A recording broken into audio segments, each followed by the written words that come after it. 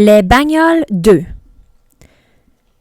Finn McMissile, un agent secret britannique, se hisse sur la tour de forage d'un puits de pétrole.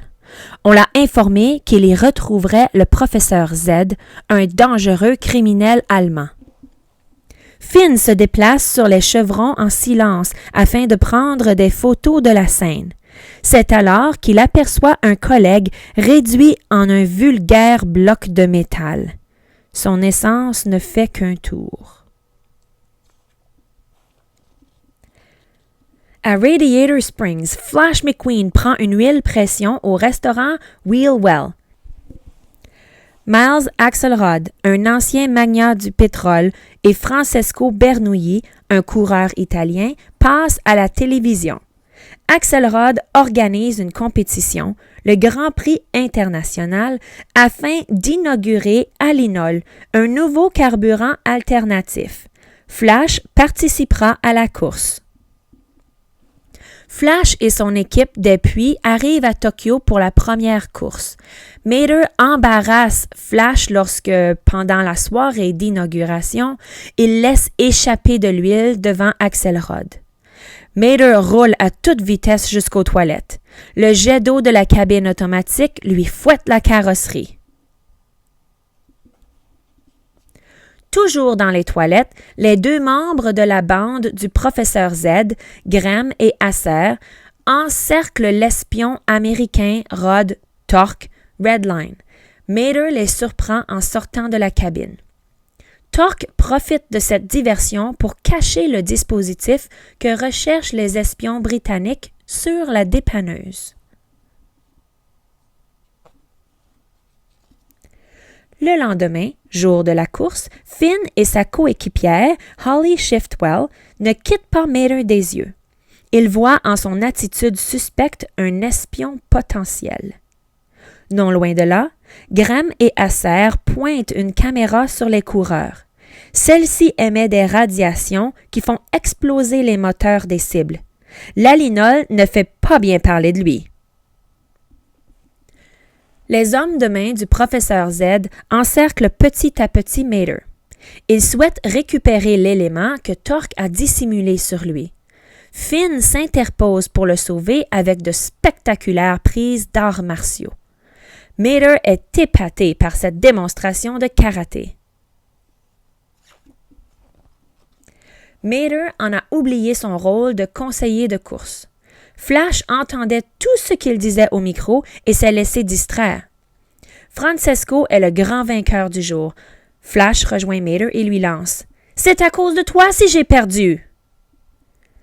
Mater se sent si mal qu'il décide de rentrer à Radiator Springs. Mais Finn et Holly le détournent de sa route pour une mission d'espionnage. Holly télécharge les fichiers du dispositif de Torque. Ses espions y trouvent la photographie d'un moteur étrange. Mater reconnaît les boulons Whitworth, réputés pour être impossibles à dévisser. L'équipe de Flash McQueen se rend à Porto Corsa pour la course suivante. Elle fait un premier arrêt dans le village natal de Luigi et Guido. Flash se confie à l'oncle de Luigi, Topolino, au sujet de sa dispute avec Mater. Ce dernier lui répond sagement. « Tout le monde se dispute de temps en temps, surtout les meilleurs amis. L'essentiel est de se réconcilier au plus vite. » Pendant ce temps, Holly, Finn et Mater sont en route pour Porto Corsa. Sur la photographie, Mater a reconnu le moteur d'une voiture de mauvaise condition, un Citron. Une réunion secrète de Citron se tient justement à Porto Corsa. Mater va y jouer les infiltrés grâce au déguisement de Citron fourni par Finn et Holly. Avec ses super gadgets, il est paré. Le plan marche à merveille. Fondu dans la masse des citrons, Mater voit apparaître le moteur du grand patron sur un écran de télévision, le même que sur le fichier. La voix dit qu'une fois que le public aura perdu confiance dans l'Alinol, il se retournera vers l'essence régulière et les citrons, qui en détiennent le monopole, deviendront riches et puissants. Dehors, la course a commencé. Du haut d'une tour, Graham et Acer pointent la caméra à radiation sur la coureuse brésilienne Carla Veloso. Son moteur explose instantanément. Alors que Finn tente d'atteindre les deux malfaiteurs, un hélicoptère à aimant géant l'intercepte. Plus loin sur la piste, Flash franchit la ligne d'arrivée en premier. Le gagnant annonce fièrement aux journalistes qu'il utilisera l'Alinol pour la course finale du Grand Prix international à Londres. Cette déclaration fait chauffer le moteur du grand patron. Il ordonne à ses hommes de se débarrasser de Flash. Mater s'éclipse de la réunion grâce à son parachute. Mais avant qu'il ait pu prévenir Flash du danger, des citrons lui barrent la route et l'assomment. À son réveil, Mater découvre Finn et Holly attachés à ses côtés sur une roue du mécanisme de Big Ben, l'horloge de Londres. Graham et Acer informent Mater qu'il y a une bombe dans le puits de ravitaillement de Flash, puis ils s'en vont. Après le départ des citrons, Mater se libère de ses cordes. Finn et Holly le poussent à partir. Il doit aller sauver Flash. Alors que Finn et Holly parviennent à s'échapper et se rendent compte que la bombe se trouve en fait sur Mater. Horrifié, Finn tente de prévenir la dépanneuse par radio, mais il est trop tard. Elle est déjà près de Flash. « Ne t'approche surtout pas de moi !» lance Mater à son ami. Mais Flash ne veut pas le laisser partir une seconde fois.